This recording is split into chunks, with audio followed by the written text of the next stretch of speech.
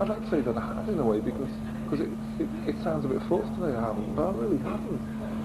Any aspect of it, I mean, even touring.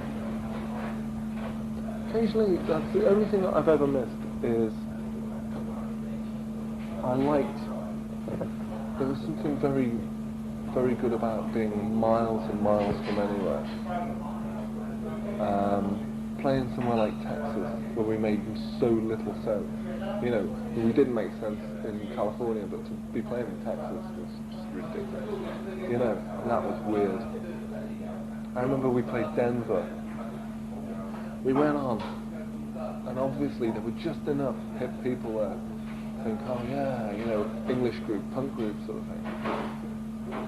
By which time we'd be, you know, we looked like Buffalo Springfield or something like that. You know, I had a fringe jacket on and I had moccasins on and my hair was long because we were on tour and I was going through my Peter Fonda phase. And we came on and there were all these punks at the front and they all went, you know, we did the culture bunk and we really were tripping out, you know, the culture, yeah, right. And suddenly like the old hippies started edging forward. I was like, oh. And they were getting into it, you know, and I was thinking, now where does this fit in culturally? This makes no sense. You know, it's a bit like ZZ Top coming to Eric's in 1977. They could have played for 4 hours and they'd have been no closer culturally to making sense than if they played forever and ever. Yeah, right. You know,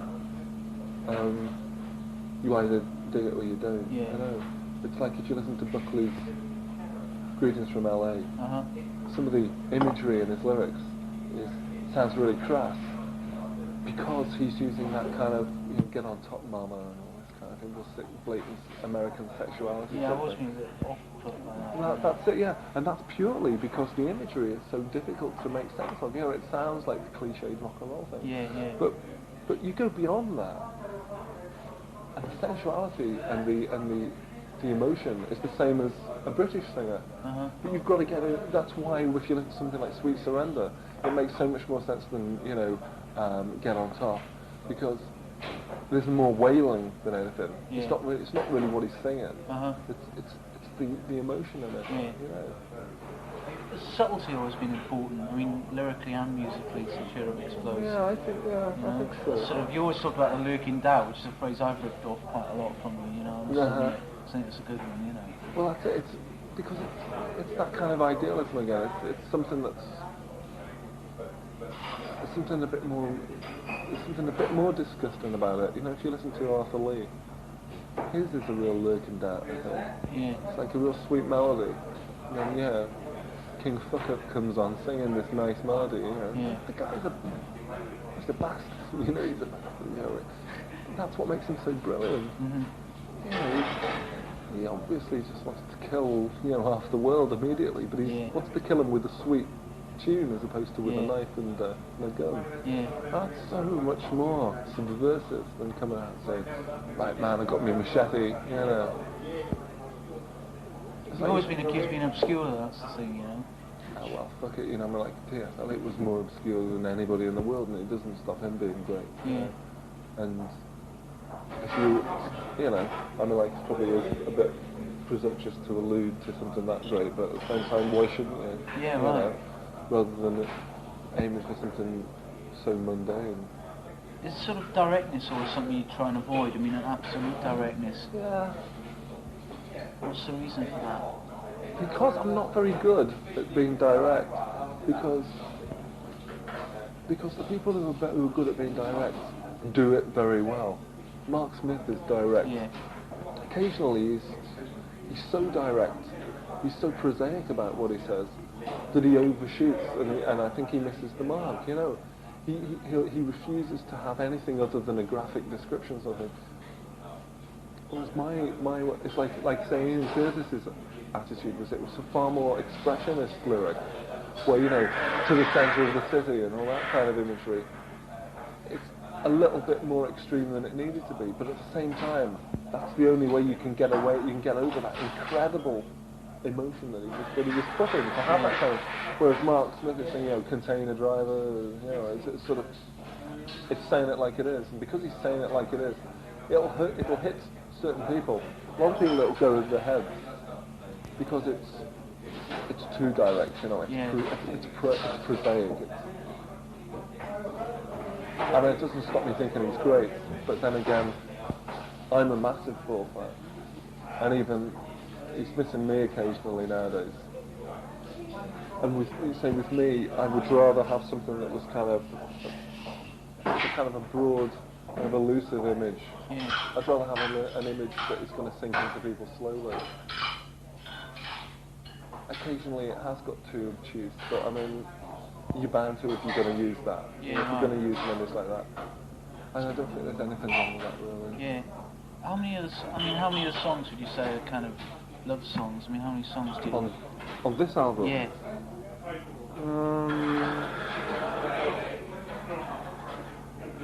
Pussy Faces. Does that fit very well on the album? It sort of fits quite awkwardly. Fits very awkwardly, doesn't it? Yeah. It's the only funk track. Yeah. And even then it's like a really old-fashioned funk, you know, because it's just slow. It reminds me of, I don't know why it reminds me of Bent Out of Shape, but only because that fitted awkwardly in a similar sort of way, but as far as the songs are concerned, it's perhaps not too similar, I don't know. I went through a period of listening to Sly and the Family Stone, because I was like, you know, very into psychedelia. Yeah. And that kind of, the Temptations and Sly was very much like the only psychedelic soul that was going around at the time. It used to be called Sex, Pussy Face used to be called Sex. Basically because it was originally going to be called Sex Machine, because it would have been the third song called Sex Machine, because there's a Sly song on Stand called Sex Machine, and it's got that kind of dirty bass line, you know, dum, dum, dum, dum, dum, you know, and I want it. That was done so rawly. I mean, like like on the third verse where I go, Questa, Questa, can I give you my best? Can I take you by the scruff of the next victory? That bit. I fell off the stool when I was singing it. Why? I was writhing around on this stool. I was going so bad, I fell off the stool. And that was what was good, you know. Steve, who was producing it, said, we'll keep that, that's great. You know, suddenly the vocals were Questa, Questa. Is that right? Yeah. It's kept in? Yeah. So we just kept it in, you know. So that's why the vocals go so haywire. Yeah. It was something like, I can scream like Sky Saxon on the sea. It's good, but it's history. I was too busy going, Do you think it's the greatest thing you've done this album? I do, yeah. But I mean, like, I have no idea whether that's because it's the whole Between Thought and Expression did not lie a lifetime. Yeah. Yeah. In terms of miles, you know, I brought it up, but I brought it up to within. The songs were written and sung and recorded very much the way they were done, you know. It does. I mean, I'm glad you said that, because it does sound that way, you know. It does sound very spontaneous and good without being sort of tacky or whatever. It's by no means that. It's kind of it's a very simple album, straightforward in a way. Probably the most straightforward album you've done for me. But for me, that's its strength, you know. And also, Wilder for me was a difficult album to get into, because it was talk about being such a personal thing, but it was difficult to actually, because of that, it was difficult. The fact that it was a very personal thing, and in a sort of like funny sort of way, very different reasons, but in the same way that Porcupine, the Bunnymen album, for me was such a personal thing, documenting their struggles. You know what I mean? It was something that I just found really, really hard to get into, because it's... Well, that's why I think that's a lot to do with the fact that I think Matt should leave, you see, because he's kind of documenting all their struggles, and his struggles are so much more interesting. I think, anyway. But it was like the struggle of a band, like, you know, talking about regaining the lost promise and all that, and it wasn't related to anything sort of that a listener could grasp. You know what I mean? The great things are like just the lines and just melodies at times. Just even a split second of a song can make it great, you know. And for me, that album, it maybe had those moments, but because lyrically it was kind of like also introverted and introspective, you know. That's it. I mean, to me, that sounds like that album sounds so much like Mac trying to make sense of everything, and the group. It's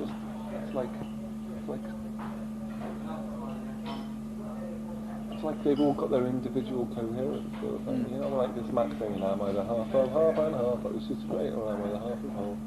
It's great. But underneath, it sounds like they're doing their utmost to fuck the song up, you know? Yeah. I mean, it really is weird. What do you think of Pete Wiley these days? Do you think he's up to? Because I heard some of the new LP, which he's going well over the top production-wise, you know? Really, absolutely. He spent about 6 months now producing it, really. See, I mean, I don't know. That's why I did this album this way, because everybody seems to become so over the top. Yeah. Was it as exciting to make as the first Teardrop single? Yeah, it was. Definitely. Yeah. First Teardrop single, we recorded it. I had an argument with Balfi. Fell asleep on top of the drum booth and told him to come back when he changed his mind and agreed with me. Yeah. And he came back and he still hasn't agreed with me. Then he came up with the ultimate argument and said, I'm paying for it, so you've got to do it again. Because I didn't want to do it again. I said, it's perfect.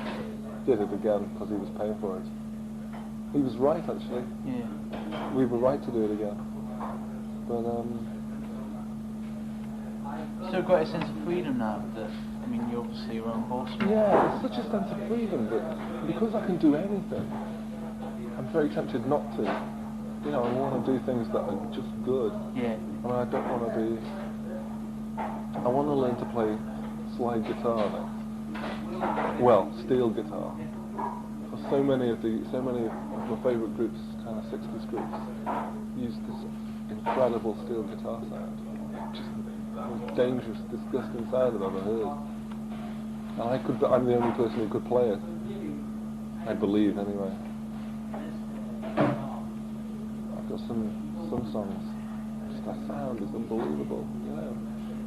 There's a lot of material lined up. Yeah, there's a lot. This was like so difficult with this album because we were finding out how much we could use things like trashy guitar sounds again and get away with it, how well and still have it sound good, you know. Yeah.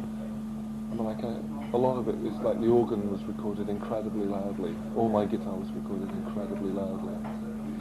That was really necessary to me. So you get like kind of false harmonics and things. Yeah. What I want the next album to have even more mania about it. It's got to be a real manic album, the next one. Do you think you've done anything that's been as manic as you wanted it to be? Totally sort of, you know, a bloodlust about it, you know? Have you done anything that you felt has been that strong? No, not really. Is it something that you've wanted to do? Make something that really tears?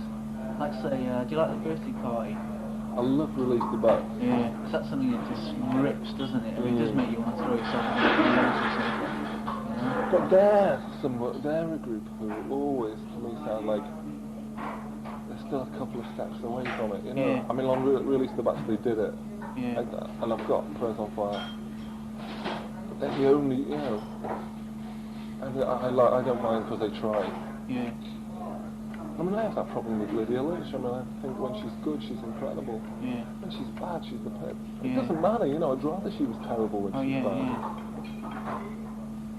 Yeah. You've never done anything you felt has been that bad, not recorded output. No, I don't think so, no, not really. Can you think of anything I can't think of it. Has anything really pissed you off that we did? I don't think so. Even on the albums, there's bits of Wilder that I don't really like Bent Out of Shape. It's nothing say as bad as the worst of The Birthday Party or something. It's not on that level, you know. And I really like the rest of Wilder, so it makes up for it. But I think the important thing with this is that for me it gelled better than any of the Teardrops albums. As an album, it worked best as an album, you know. Well, I tell you what's the most important thing about that album is that the start. You're going to put that album on, and it starts with Bandits. You know, you know, what I like is the fact that you're going to put that album on. You're going to be just about to sit in your seat to listen to it, and the album starts. Yeah, and it right. just goes, bam, you're good. Yeah. So it really just there's no fart around. There's no cosmic. Yeah, At right. the start sort of thing. Yeah. And that song is the oldest song I've ever recorded. That's the first song. First song, Yeah. Bandit's first jump is pre-Teardrop. So it's so good to finally get it out. Yeah. That's from Shallow Madness period. Is it? Yeah. There's a lot on it that could have sort of that has got a kind of 77 energy about it that I felt was lacking from latter day Teardrop stuff. That said, what's important to me is the slower stuff, the stuff that kind of like, I don't know whether it'll flatter you, but it's obviously like, it is slightly reminiscent of Scott Walker, and that's the last two, you know. Mm-hmm. It has got that kind of ethereal, sad feel about it. I mean, that's the thing that's always been about the Teardrops, is sort of like the sadness, you know, in a lot of songs. I mean, well, I just think the Teardrops, I think it's me really. There's always been a real sense of loss in everything that we do, you know. Is that through that sort of couple of steps you've never been able to quite? Do you feel you've ever sort of really got there? You've ever made the perfect record? I mean, say a record as strong as Sweet Surrender. Do you ever think you've made anything as strong as that? Not while you recorded it, but sort of like a record that you see, like now you can look back and say, right, Reward perhaps. This is the obvious one, Trees and, I don't know. I mean, I find a lot of them really good actually. I mean, like I find a lot of them have done exactly what I was intending. I mean, I haven't done anything quite. I haven't tried anything as searing as Sweet Surrender. Sweet Surrender's way up there. I mean, the closest I had a Buckley faced on Use Me. You know, Use Me. Yeah. I mean, Use Me was but that was me just trying to see, you know, like with just a guitar riff that just went round and round and round, and me just kind of emoting.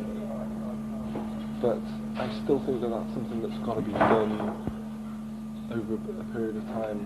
You know, I mean, in the same way, I don't believe Buckley could have done that on his early albums. I mean, that's like his 6th album. Yeah. You know, so I mean, if you listen to the first 2 Buckley albums, they're very, very kind. There's a politeness about them, which started to get lost, which is great, you know. And I think I lost the politeness. This album certainly lost any politeness. Yeah, right. First album I didn't feel I thought the first album really went for it. I mean, it's taken me about 2 years to finally decide. More than that, because when it came out, I kind of like went along with the general feel because the critics slated it, didn't they? And you know, I mean, you were slating it. I mean, you were your own worst critic at that time. And now I think like I put it on today, you know, just before I went out, just sort of jog a few memories. And fuck, it really did go for it. I thought, you know, and I think it's a pity that album now, because it's had so much bad said about it, that it's probably not going to be sort of remembered. And that's why I've dwelt on the past more than I intended. Well, I intended to dwell on the past because I want to sort of like, that's what I want to say in the article. I want to take people through what you've done and say, well, I mean, that Kilimanjaro was slagged at the time, but listen to it, it's fucking brilliant. Go out and buy it, you know. Well, the thing is, you see, I mean, like, what everybody tends to forget is that if you ever read, like, the first Velvet's album, was absolutely, it was a critic's nightmare. They half of them threw it in the bin. They hated it. They said it was rubbish. And that album is a brilliant album. That is their best album. I really believe it's incredible. And then you listen to something like Helen of Troy by Cale. I think that's a brilliant album. Now, I got that album when I was about 16. Then the review came out about 2 weeks later, because it wasn't an important album to be reviewed by, as far as they were concerned. And it got slagged. And I thought, this is wrong. You know, this review is just wrong. He's not hearing what Cale wants to do. This album is a brilliant album. And that album stands up far better than, you know. I remember reading a good review of Made in Japan by Deep Purple in the same issue, so I'm thinking, yeah. And I saw it recently and I thought, because I used to keep all those old magazines. So I mean, you know, what the hell does it matter? You know, a review is a review. I mean, Wilder got great reviews from, but I mean, commercially it was nothing like as successful as Kilimanjaro. Yeah, right. So I mean, obviously, the disparity between... Can I have another coffee and tea, please? Oh yeah, please, yeah. 2 coffees? Coffee and tea, please. Do you think it was an innovative album, the first album? Far more than I imagined. Yeah. Can you see bits of Teardrops in loads of people? Yeah. It's more difficult with the Teardrops to see, because they broke down different barriers to say what the Bunnymen broke down. Yeah. You know. Or the fall. Or the fall, yeah. So I try telling people that the fall, you can see the fall almost like in so many places now, and I don't think people really agree with me, but the new fall album, What's the new fall album? it's perverted by language. And it's great. It's the best they've done, I think, because it's so straightforward. I mean, it's the less cluttered fall album ever, you know. I wish I brought a tape because I could let you have it. I've had it for about 3 weeks now, you know. I've just lived with it for 3 weeks and I can't stop playing it. It's the album at the moment that I can just stick on with this one as well. It's just like, really sort of perks me up. It's sort of like, it really aggravates me, you know. It really aggravates me and it's good. It's good. Wow, what is it I found? Production such a brilliant. Yeah. But they seem really unpopular. I saw the Fall last week, like live. You know, they're better than they ever were. I mean, Were they like Mark Riley? yeah, I mean, they got Mark's wife playing now, you know. Mark's wife. Of course, Mark got married. Yeah. What happened with Kay? Did he and Kay still there? Yeah, she's completely out now. You know. It's really sad. So, Mark's quite nice looking, isn't she? I think she's beautiful, you know. I mean, I think she's really beautiful. I think she's so talented as well because she fits really well. She's What's playing her name? Brix, Brix. Where's she from? She's American, I think, Los Angeles, I think. She's playing a rockabilly band, you know. I fancy Mark Smith wearing some jeans. Well, I can, because I saw him because I did an interview with him about a month back, and I met him at, I saw him at Elvis Costello the other week. He really hates, I don't know what he was doing there, but he was sort of like, they were like holding hands, and it just seemed so strange, you know, because Smith's dead unromantic, isn't he, you know? I mean, to me, is anyway, perhaps he's romantic in a really offbeat sense, but I found a letter from him recently. It was such a weird letter. Really delicate letter. Yeah. From about what? I think it was May '78. So it's like before the Teardrops on the Bunnymen. It was like a couple of months after Mac and I we'd been hanging around and going to see them, and we stayed on Mark's floor. What a shithole we were living in, you know, appalling. And it was at Kingswood Road, I think it was, in Prestwich. It was a great letter, and Julian read it. And I said, what do you think? And she said, I just couldn't imagine him writing like that. It was so delicate, it was really, really nice, you know. And I thought it was so sad, you know, like the way everything had gone, because he was going on about you and Ian are really important people to me and all this, you know. And yeah. I'd like to get him to read it one day, because I used to write really long letters to him. do you think that's like one of the big differences between you and him, and that you've really sort of put yourself totally into a song, whereas Mark Smith's kind of persona has just been it's been just one side, you know, he's always shown one side, which is the embittered sort of scowling Mancunian in the background. The only thing you know? that I think is a little bit of an easy way out with him, because there's so many sides. And I'd love to see his delicate side. He has been delicate, you know. I mean, he's had some great actors and great from women. I remember he brought treason and Mac was really pissed off. It was so funny. Mac said, I sent you a copy of the pictures on the wall. He said, I know, thanks. Thanks a lot. Yeah, I'm really pleased with it. By the way, Julian, I bought Treason the other day. It's a nice pop song. I don't know if anybody say it's a nice pop song. so declamatory. Oh Christ! But I mean, like in your case, though, you sort of it's been more a case of you never being embarrassed, but your whole personality, and be it sad, be it happy, and yet you can never imagine Mark Smith writing a really tender love song, you know? I don't think he could. I think the only thing that worries me with Mark is that he's got a persona. And I think there's nothing worse than getting into a persona, because if you've got a persona, it means that you know what I mean, like, I haven't got a persona. Julian Cope is a Julian Cope, and I know from that I could write anything. Yeah, right. Talking about Mac could write anything. You could. He really could. I think Mac could write a real tender love song. People wouldn't be jarred by it. But Mark Smith, you know, who would go, yeah, where are you at, you know? That's a fact, that, you know. I mean, because in a way, although Julian Cobb at one stage, when it was the Star thing, became very much a public figure. I mean, you never ever let yourself get too captured by it. You maybe sort of like embraced it at various points, but you never sort of totally fell into it. Like say Adamantis, when he's now got a responsibility to write in a certain way. You know, you never really did that. And maybe it was good that you didn't write a sort of another award after award. You know. I was so determined not to. Well, I tell you, that was one of the reasons that Treason came out afterwards. It's because they were all clamouring for another brass song, and I said, no way. You know, I didn't want us to get into the thing where we just use brass. I just wanted to use brass on that album because it suited the album, you know, not because I wanted to use brass full stop. Yeah. I mean, like, the only track on this album with brass is the single, you know? And even then, I think the single's so kind of like bitty. You know, I wanted it just so many different parts. Is the album not out till March now? I don't know. I'm really pissed off. They told me January.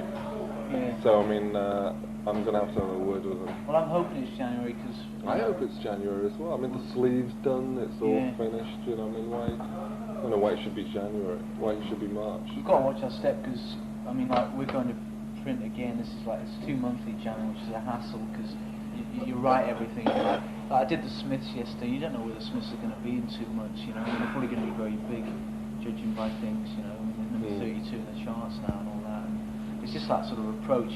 What I'm thinking about interviewing you is that I've got to be wary about what could happen. I mean, is there going to be another single before January, do you think, that I might have to sort of like just think about, you know? No, don't think so. No, right. But the album's a little bit in doubt as to when it's... Well, at least the album is the way, you know, the album is finished.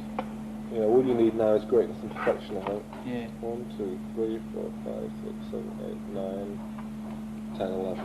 Yeah.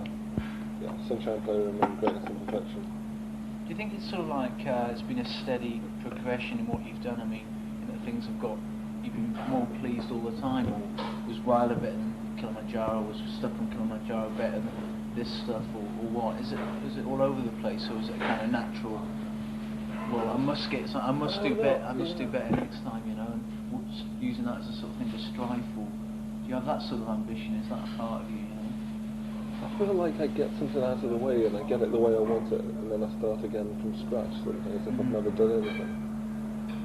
Like the new songs, the songs that follow this album, they're different again, you know. I mean, it's like every time you finish something, you start from scratch, sort of thing. I really think you do. You don't really sort of place emphasis on what you've done. I mean, do you take note of the past very much? Not really, no.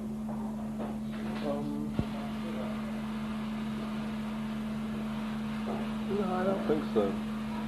I mean, I have ideas which are very much, you know, to keep the whole thing running in one direction. But I always forget or I get excited by something else, so it changes. You know, like there was, I mean, I want the second album to be called Fried. What is this one going to be called? Real Shut Your Mouth. That is the final one, yeah. Yeah. It's got an Anton Corbin sleeve. Great. He's the best. He's great, isn't he? Yeah. It's a real hair shot, you know, it's just like my hair's like... Did it at 5:30 in the morning in Tamworth. I'm looking forward to seeing that. It's good, it's black and white, it's dead simple. Yeah. It's got World Shut Your Mouth across at the top, and by Julian Coates to the bottom. I've always ended someone like Morley, who's like, he's got like a great layouts, and he's got, just having your work set against Corbin's photography must be something else, you know. Definitely. Just to open it up and just say, Christ, that looks brilliant, you know. He's hysterical, Anton. Is he? Right, Yeah. So funny. Like I said, I've got this idea for the sleeve, right, Anton? He says, okay, you tell me your idea for the sleeve, and I tell you to piss off. He says, then we use my idea. So I said, that's okay, Anton, right, okay. I want this photo of me sitting really, really high on this building, right, so it's like a shotting up the sky. He says, Julian, that's crap. That's really good. I mean, he's a bit bossy, is he? yeah, he's great. I mean, like I wouldn't know, you know, I mean, like I asked him knowing exactly that he wouldn't take any notice of me. Yeah. You know, that's great. What do you think, you've always talked about irony and the Tune of Explosion, irony in your own songs. I mean, in what sense has it been an ironic kind of thing, the whole writing process and what you put into the songs? Well, there was always so much irony of me as the pop star sort of thing, me as the, you know, girls being into me because I was so slagged off to start with, you know. And I mean, even when I was with my wife, she always thought that our keyboard player was better looking than me, and that sort of thing, and that if I dressed like him, I'd look good and all that kind of stuff. So it was always weird, and then suddenly I've got, you know, split up with my wife and got, when I met Dorian, and Dorian was just like, you know, the first girl who actually just looked at me and just went, you know, it was great because she was the first girl I'd ever met, and I just looked at her and just went, wow. So we just like completely worshipped each other, which is great. And then she was the first girl that I'd ever met who wanted to do something that was so individual.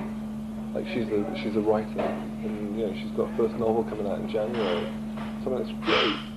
Like she's not interested in being my girlfriend, you know. I mean she loves being with me and everything, but she's far more interested in the fact that she's going to be Dorian. Yeah, right. You know, and she's got her own thing in as much as. Like when the novel comes out, it's not by her, it's by Dorian. It's not by Dorian and her surname. Yeah. She said, oh, it's going to be more groovy if it's just by Dorian. That'd be weirder, which is great.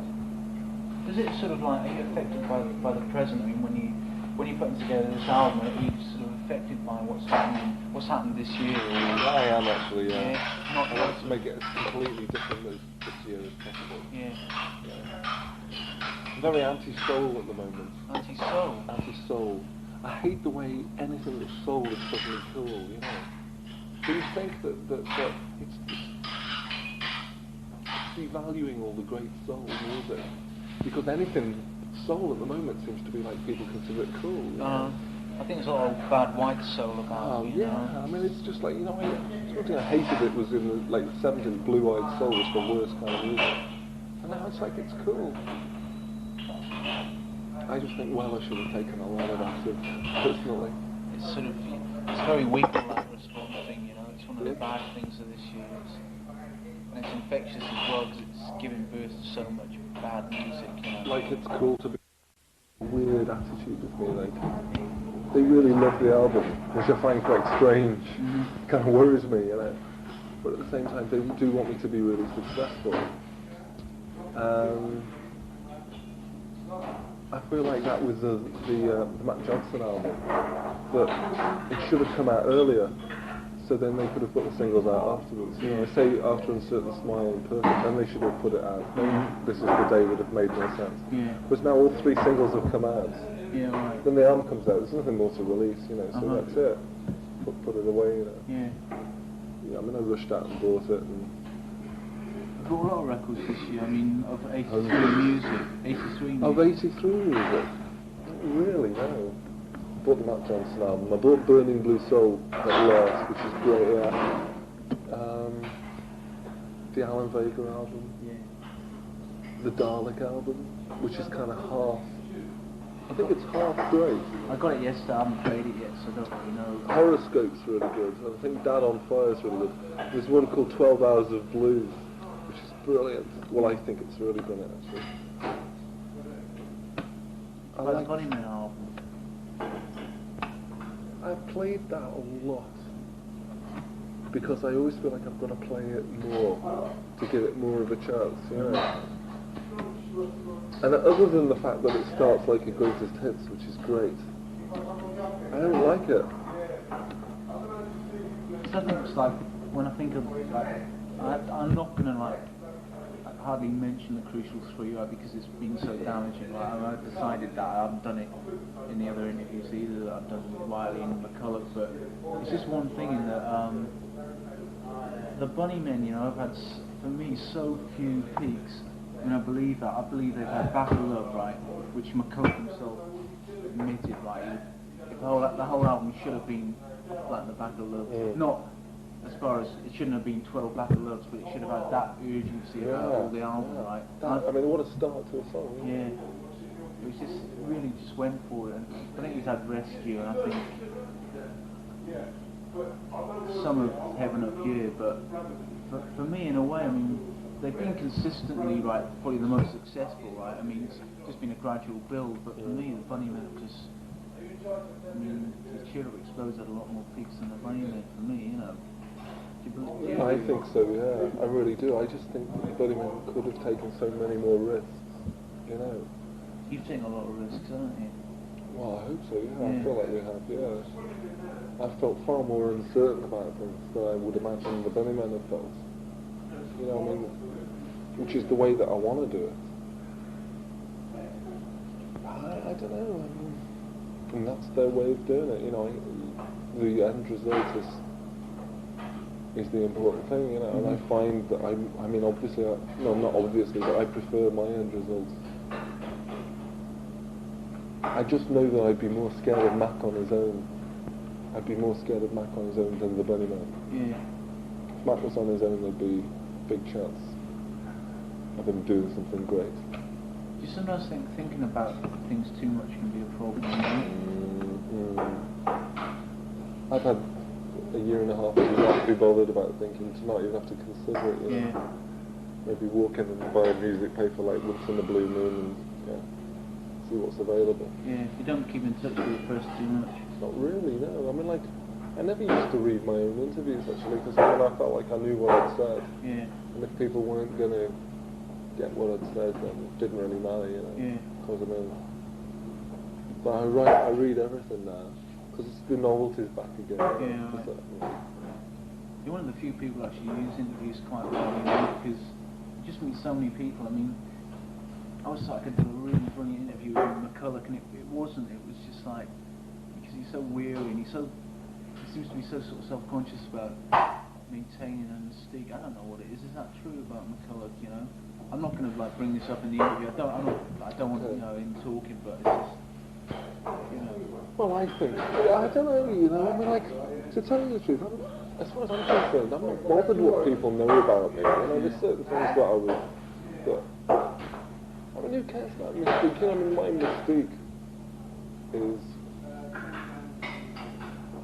If my mystique is so easily broken that I have to hide behind some false veil, then obviously I don't need one, you know. Then obviously I haven't got one. I mean, like, it's just an urgency. You know, I'm not world weary. You know, I'm 26. There's no reason for me to be world weary. You know, when I'm 50, I could be world weary, and even then I shouldn't be. You start to think about like, obviously, sort of like it's fairly apparent that you do, but I mean the thing about sort of like staying young and staying enthusiastic and not thinking about growing up too much, you know, in a sort of attitude way, you know. I think something like Beefheart is the best way to grow old, where you age physically far more than you age in attitude. I just think there's an attitude about certain things that have got to be done, you know. You go in with an attitude, then you're okay. And a lot of the time, people's attitudes stink, or they're not together enough. You know, like, I mean, my basic attitude at the moment is, it's got to be done. Yeah, it's got to be done well. And it's got to be kind of perverse. Which is what it's always been, I suppose. But I mean, like, you know, the second single sleeve has been done, and it's like I'm dressed as a woman on it, but it's like it's repulsive. There's no Marilyn vibe in it. It's like somebody said, there's a real Stooges vibe about it, which is great. I mean, like, I didn't shave, didn't really have foundation on. I just looked like I looked pretty vile. Phonograph looked at it, and they all went, which is cool by me. Yeah, that's fine by me. Do you know what the single is, though? No idea. I've got another song that I would really like to be the single called Holy Love, which is the most obvious song I've ever written, I think. Yeah, that's good, it'd be a good song. There's quite a few songs, actually. There's another one called Reynald the Fox, which is going to be... That could be a good one. You're quite prolific at the moment. I am really, yeah, but I've had a while to be prolific, Yeah, you know. that's true, yeah. So, I mean, I feel very prolific, but at the same time, I'm not kind of, I'm not 3 albums a year. I'm kind of like an album every 3 years. Yeah. That's circumstances are all of it. Yeah. Do you think there's maturity in your writing now? I think there has been for a while, actually. I mean, I personally think that. I mean, you know, I haven't been lazy, it's just that, remember we scrapped the whole of the 3rd album, Yeah, you know. right. And I've only used one song from that album, I've only used Pussyfoots from that album. The rest of it was just scrapped. Maybe bits of it will come out, you know, I wouldn't mind, say a few years, putting out a Teardrops best of or a Teardrops, you know. I like to do a thing called Price versus Warhol, you know, retrospective thing. Yeah. I'd like to put out our version of Better Screw that we did. Really? Yeah. And various things, you know, like Screaming Secrets never saw the light of day, which I really like. That was a real special song. That's not ever going to come out. There's a good version of that somewhere. There's a few things that could be really good. Yeah, but you don't want to give it away all too quickly. Right. I don't want to put it. You know, you find people start putting things out like $2.50. You know, like Bauhaus has just put all their singles out for like £2 or something. Really, yeah. If they'd waited a few years, it would be much better. It's kind of saying we have no mystique, so let's get it out of the way right now. Yeah, right. Sounds like it's all been done in a really positive frame of mind anyway, all this, right? Even the sad songs, and that was one of the things about Joy Division, because they did like, I mean, most of the songs were really sad, but I don't know, they've done it in such a hope, sort of... you know, there was hope in Joy Division, that's why I can't understand. Sometimes I've doubts, you know. Whether there was hope? Well, it's like a sort of, isn't it kind of like an 18-month autobiography towards suicide? Isn't that what it is like lyrically, you know? Which for me is not a good thing. However much you're into like the tragedy of things, which I suppose Barney Hoskins would really love that idea, you know? I think, I don't know, you see, I mean, like, that whole thing about, I mean, the only song that I see as actual autobiography of an impending suicide is Insight, and I really see that as being, but then again, it's, you know, like we did gigs with the guy, you know, so I mean, like, just purely as the only person that I got on with in Joy Division was Ian Curtis, you know, like, and even then I only met the guy twice, but both times I just thought he was really sweet. Yeah, maybe I'm not very incisive. How would you say, what's the difference between the way you treat, say, sadness and tragedy in a song and the way that Curtis treated it? Do you think there's a big difference? I think mine's a melancholy, and I think his was a deep brooding. Yeah. You know, I mean, I think one of the strongest things about him was the voice. I mean, like his voice was so false. Yeah. You know, I mean, if you talk to him in a conversation, it was like a different person. You know, I mean, he was about 5'9", 5'8". You know, and he spoke high. Yeah. I mean, he spoke like that, you know, if you ever talk to someone, oh yeah, well, I'm really... And it was like talking to kind of a Mark Smith kind of person. He was, I just thought he was really great. I mean, we did the Leaf Festival, right? That was us, Certain Ratio, the Bunnymen, Orchestra Manoeuvres, Joy Division, Distractions, 150 people came, all out of doors. We just sat down and everybody had a game of football and just messed around. And I just sat and talked with him for about an hour, just sitting on the field. I mean, and I can't honestly say, wow, and I could even then foretell that he would one day commit suicide, because I couldn't, you know, I mean, he just sounded like he was really excited, you know, and he was as excited to see us in the Bunnymen as I was to see them, because at that time, they'd only just started to get good, you know, and it was just a period before success, when we're too busy, like, you know, lending each other's equipment sort of thing. Is it just that you'd sort of like, you could treat something like that and come out of it with a little bit more hope in Joy Division? I mean, because a lot of your stuff's really, it treats sadness, you know, and it treats for me are like a falling short of potential or whatever, you know. I mean, that's something that I feel really strong about. That Europe Explodes, aware of your own, you know, need to sort of break beyond what people expect of you, or what you expect of yourself very often. You know? There's a frustration in the Teardrops that there wasn't in Joy Division. I think there's a very becalmed feeling in Joy Division, like you were gonna. It wasn't a world weariness; it was a self weariness, you know. And that's why his imagery was so haunting, you know. And the first time I heard Unknown Pleasures, to me it sounded like it had been recorded 10 years ago. You know, or not even 10 years ago. It sounded like it had been recorded when Thomas Hardy was, you know the same way if you read the Wessex Tales, right? Yeah. Thomas Hardy sounds like there's no way it was written this century, but it was. You know, I mean, how the hell did Thomas Hardy write stuff that was written this century and have a feeling of like 8th century gloom and despondency? Yeah. I felt that about Unknown Pleasures, you know, that it was recorded so. You know, it was recorded in this narrow tract of earth where nobody has ever gone before, and I really feel like that. I haven't ever spoken to any other member of Joy Division. I once said, "Do you want to borrow me out to Peter Hook?" And I don't really think that's talking to a member. Yeah, right. You know, I mean, he was the only one that I've ever spoken to, so I don't know many people in groups. I mean, the Bunnymen know them quite well, but I mean, like, I have no idea what they're like as people. From what I've heard, they're very sweet, you know. I mean, Ian Curtis was really sweet. Is there something you've always been aware of, though, that potential, you know? The thing that like drives you on a little bit. Yeah. It's just an amazing frustration, I think that's... Frustration at what? I mean, what surrounds you?